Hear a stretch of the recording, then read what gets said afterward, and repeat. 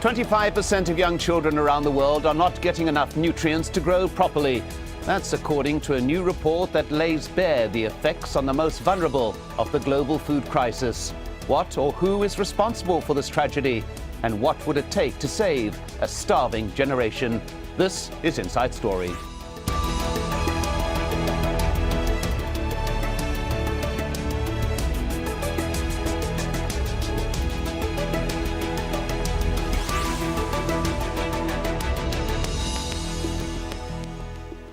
Hello and welcome to the program. I'm Mike Hanna. 300 children are dying of malnutrition each hour, according to a new report released by the Save the Children Aid Agency. That's a total of 2.6 million children each year. The report, entitled A Life Free from Hunger, also states that the growth and development of 1 in 4 of the world's children is stunted by malnutrition. Perhaps the most disturbing part of the report is that there are numerous viable solutions to this crisis that are not being exercised because of failed public policy and chronic underinvestment. One of the countries surveyed in the report is India, and the Prime Minister there describes chronic malnutrition as the country's greatest shame. Prerna Suri travelled to Madhya Pradesh state to find out just why so many children are malnourished. Suhail should weigh about 6 kilos for his age. But at a paltry 3 kilos, he's a fraction of what he should be. According to the World Bank, he's among 16 million children in India who are severely malnourished. Like Suhail, all the children at this local clinic are underweight. Their mothers are too weak and too poor to give them enough food. Kulsum knows her little boy needs proper nutrients to grow up. But she tells us there's little she can do about it. There's only one of us earning money in the family. It's not enough to bring up our child, and there have been days when he's gone hungry. It's a dilemma faced by thousands of mothers in the state of Madhya Pradesh. Over 78,000 children are malnourished here. And here, deep inside rural Madhya Pradesh, the problem is at its worst. This district has had one of the highest number of malnutrition deaths, and we can see why. Families are too poor, many can't afford to feed their children. Some, like Sampath, live off the handouts of her neighbors since her husband died. She lost her son to malnutrition, but she's determined to keep her 2 daughters alive. I'll borrow money from work or take loans from other people, just so that my 2 girls can be saved. But one mother's determination isn't enough. Activists say what's needed is more health centers in these villages. Those that are set up are too far away, and many like this one simply don't function as there aren't any doctors. This is a government-run nutrition center for treatment of malnourished children. It's one of the few ones for around this area. But as you can see, there aren't any doctors, any children, and there's definitely no treatment happening here. So beds like these, which could possibly save lives, are just lying empty. It's an issue which activists say the government needs to take seriously. We've never given it the seriousness it deserves. So I think it's a lack of political will across the political spectrum, cutting across party lines, because the truth is that children dying doesn't make news in India. The Prime Minister has called malnutrition India's national shame, and he's promised to help. But each day, more underfed children are admitted to hospitals. And if that promise isn't kept, for many it will be too late. Prerna Suri, Al Jazeera, Madhya Pradesh.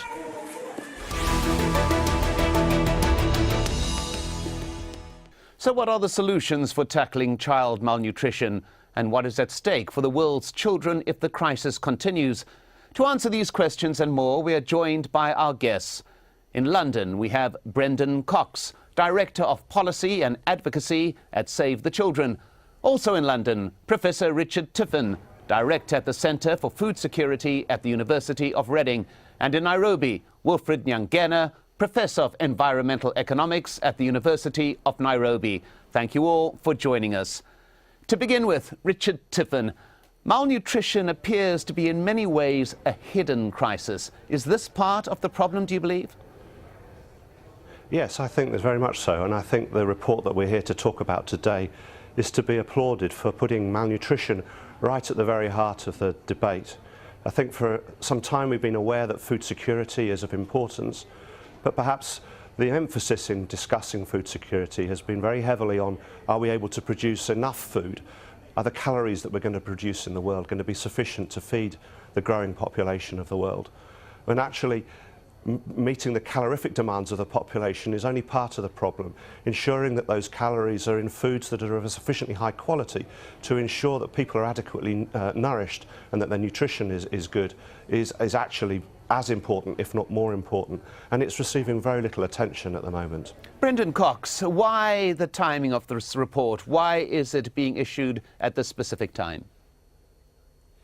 I think there's two things. I think there's both a threat and an opportunity, which mean that now is a moment to really focus on this. Firstly, on the threat side, we've seen in 2011 food prices reach a new record high after a series of records high back in 2008, another record high. So we're very worried about the impact of that. The impact of that we won't be entirely clear on until later on down the line. The way that malnutrition works is that you don't really understand the full impact for a couple of years, because that's how long it tends to take to impact on the system. So there's that threat and something that we're very worried about.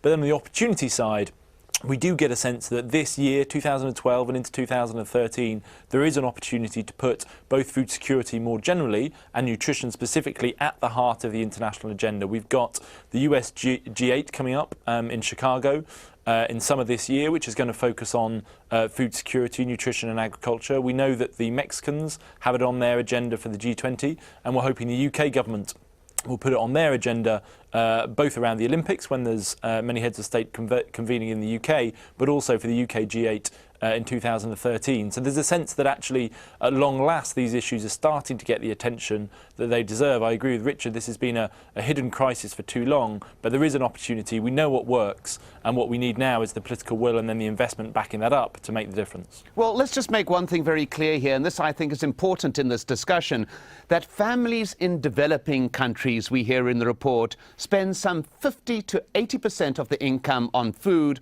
whereas the average UK family, for example, spends some 8%. Now, Wilfred Nyangena in Nairobi, clearly we see at the very outset here that there is a geographical issue contained in this as well. It is the developing countries that bear the impact of malnutrition.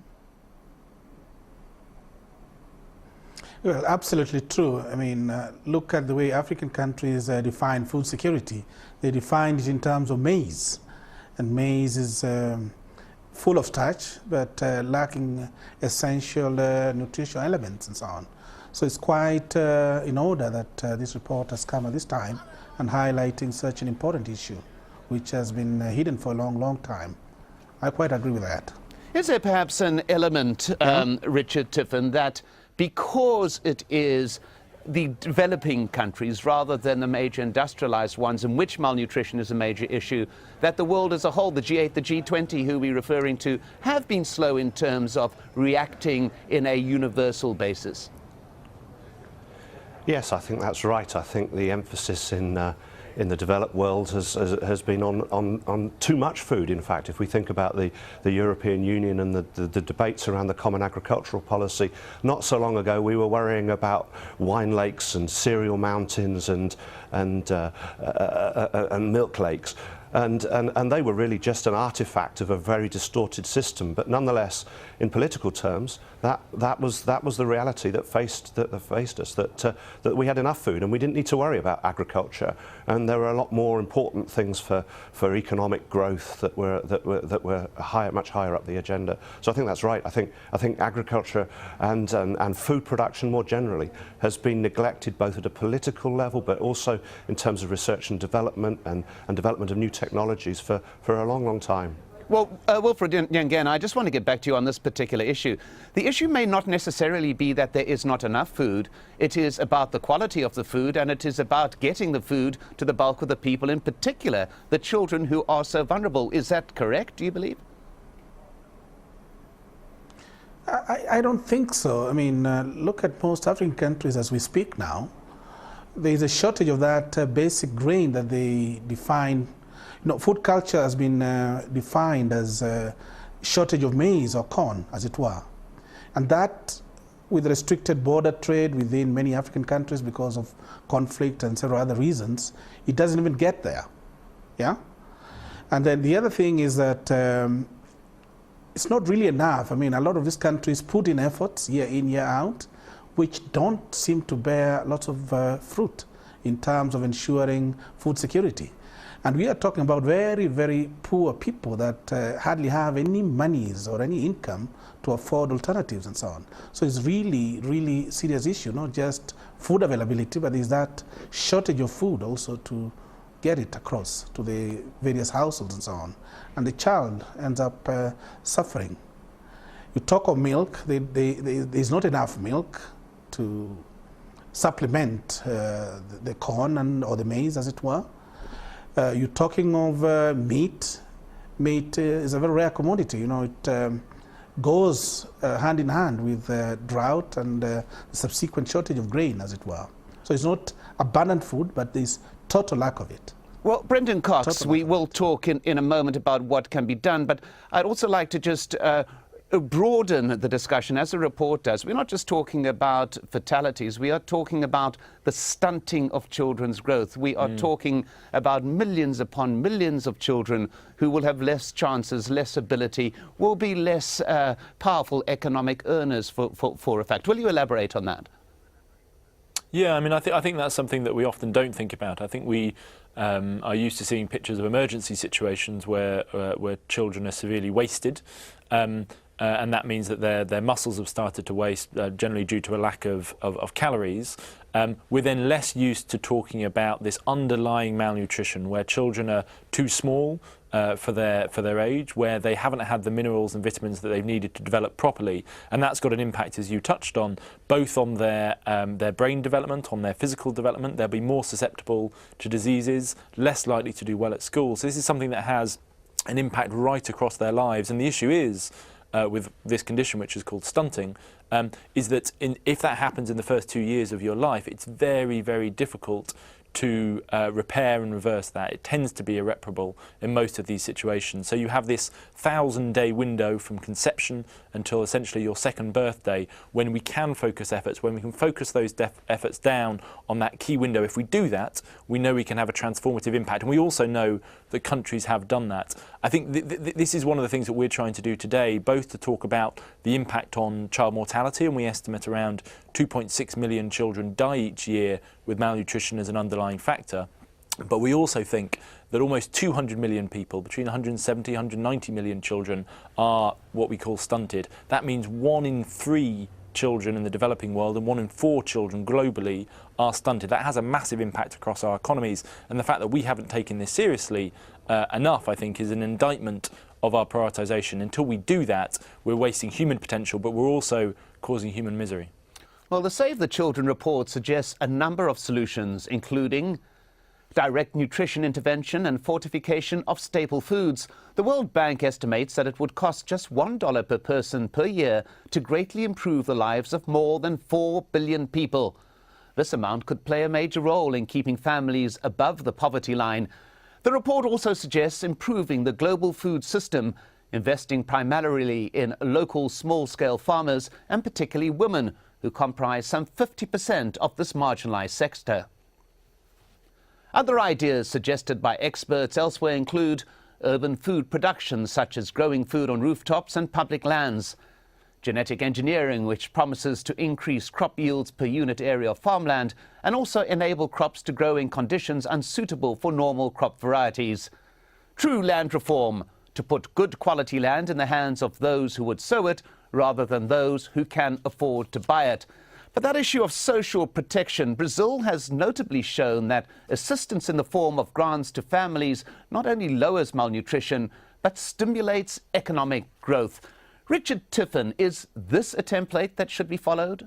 Yes, I think that's right. I think some of the earlier remarks that we made by my 2 colleagues have pointed to the importance of agriculture, not just as a provider of food, of sufficient food for us to eat. It's also very important in generating the economic access to food as well. So as agriculture grows, it generates incomes and enables people who are stuck in a poverty trap to afford the kinds of food, the food that they need for adequate nutrition. And we've also talked about the importance of women in that process as well, and actually empowering women to make the kinds of food choices that are important for their families has also been shown to be very, very important in delivering food security for children. So I think you're absolutely right. I think that it's not just agriculture as a provider of food. It's as an agriculture as an engine for growth in the economy. I mean, one word of caution that I might add to that is that I think that there is a danger that we place misplaced emphasis on smallholder agricultural production. For the reasons that I've just said, that is very, very important. But as we move forward into the 21st century, those populations are going to become much more heavily urbanised than they are now. And in that respect, I think we have to start to think about solutions that move the smallholder sector into a larger farming sector, in the same way that agriculture has developed in other parts of the world. Well, Wilfred Nyangena, would you like to pick up on that particular issue? First of all, the importance of the small farmers, but secondly, also that development within the small farming industry. Yeah, thank you very much. One, it is an important initiative if it takes place, but a word of caution. Yeah, small scale, we have 80% in most African countries dependent on agriculture. So it is good that they get some empowerment and grow their agriculture to get the incomes as we mentioned. Two, the women element, that is good since about 75% of women are directly engaged in agriculture. But defining something like a silver bullet for all may not necessarily fit the bill. It will be important to undertake research in, say, country-specific contexts so as to alleviate part of that problem. And also, we've seen a lot of other initiatives that are looking at food. It would not be nice just to overlook those, but try and complement those. I want to mention the idea of diversifying a lot of the foods that are eaten in many parts of Africa. The Melinda Bill Gates Foundation looking at alternative foods like millet and probably potatoes and so on. If those were fortified alongside the upcoming initiatives, that would go a long way in helping alleviate that malnutrition problem amongst children. Well, let's just go to that particular point you made there and put it to Brendan Cox. You speak there that there is no silver bullet, that you are looking perhaps at approaching it on country-specific issues. Brendan Cox, how do you go about it? You want this kind of universal will, but how does one then move to implementation once you have got agreement on what needs to be done? And I think that's exactly right. And what the report today talks about is several areas of focus. There is certainly no silver bullet. There's no panacea to this. And if we think there is, then I think we're mistaken. So absolutely, that's one of the reasons we talk about these direct interventions. There's this package of direct interventions, everything from breastfeeding to fortification of food, which would make a real difference. And we think if funded properly could save around 2 million children's lives. There's then the social protection angle, which is can be quite small cash transfers to people and families, both to help them afford food and actually go out and buy that food where they can't do that, but also to act as a stimulus for investment so they can actually invest some of that some of that money in improving their land, in some of the inputs that they might need. But it's also about agricultural policy and the policy of the government, some of the diversification that my colleague was just talking about, but also some of the investment that's needed, in which for a very long time things like extension workers has been underinvested in. So there's all of those areas. What we're saying is two things are really needed. Firstly, the political prioritisation. There hasn't traditionally been certainly over the last 20 years, the political prioritisation of this issue. As we were saying earlier, we were used to having too much food and we were not prioritising this as a result. The amount of aid, for example, but also the amount of national investment that went into food, agriculture and nutrition has plummeted. We're beginning to see some of that recover. There's a big opportunity there, but the first thing that's needed is that political prioritisation. The second thing that's needed is a clear plan, and that needs to be multi-sectoral. What that means is it needs to talk to the agriculture policy, it needs to talk to the food policy, it needs to talk to the health policy. One of the problems that we've had is that nutrition and malnutrition haven't sat neatly within one government department. It hasn't been any one person's responsibility. So presidents, we want both presidents and prime ministers to say who is it within their government that is going to lead on an overarching strategy, linking food security, linking nutrition. If we do that, we think we can make breakthroughs. Brazil's done it, Bangladesh have done it, many countries have made real progress. Again, it will be country specific, but what is needed is a plan and then resources to implement that plan. But one must also utter that word of caution. We do know that in 2008, for example, the Lancet report suggested 13 direct interventions, very simple, very low cost. Richard Tiffin, some 7 years after that particular report, which suggested adding iodine to diets, very, very simple, specific things in various countries, that has not been acted upon to any great degree. Why should it be acted upon in a united way now, do you believe? Well, I mean, I think the reason why it should be enacted on is because millions of children are dying as a result of malnutrition. But the reason why it isn't happening is for the reasons that have just been talked about: the lack of political will and the failing of the institutional structures within countries that just simply mean that this very, very important issue is just falling through the cracks. It's not receiving the attention and the coverage that it's deserved, really. And as you say, the solutions are very simple. We don't need massive investments. And I mean, I think the example of malaria, the strides that have been taken in reducing the incidence of malaria, are a very good example of what putting something right at the very heart of international conversations can achieve. And I sincerely hope that this report leads to the same sort of progress on malnutrition as we've seen on malaria. Well, Wilfred Nyangena, who do you think in the end must bear responsibility for getting this moving? Is it international organizations, or is it perhaps local governments, or is it a mixture of all of these factors? Where do you think the implementation of these very simple measures and cost-effective measures should begin and should be directed from?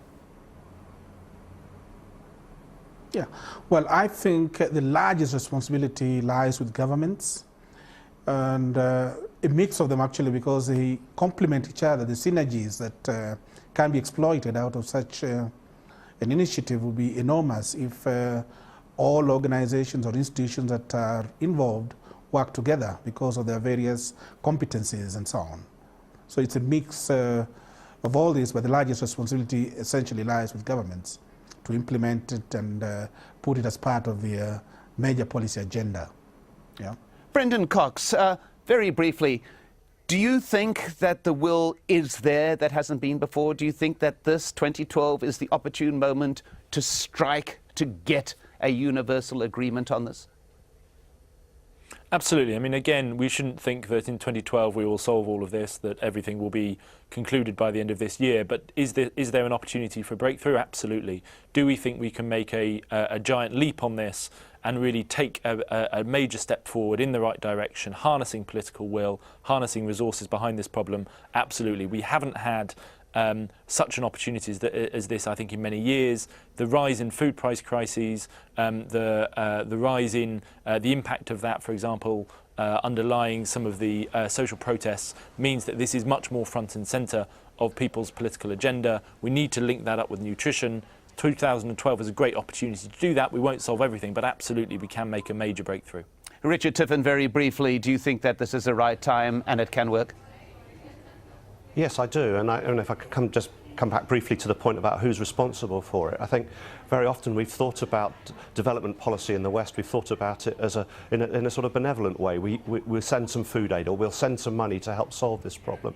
And I think what we're starting to see now, and I think this is invaluable in solving this problem, is they're starting to think of development policy much more as a partnership between governments in the developed and the developing world. So I'm very optimistic that some of the things that we're seeing now are likely to lead to significant progress in this area. Well, and a crisis it is indeed, and just a reminder that during the 30 minutes of this programme, 150 children have died of malnutrition. My thanks to our guests in London, Brendan Cox and Richard Tiffin, and in Nairobi, Wilfred Nyangena. And thank you very much for joining us on this edition of Inside Story. If you want to send us your feedback, just email your thoughts to us at insidestory@aljazeera.net. Thanks for watching. I'm Mike Hanna. Goodbye for now.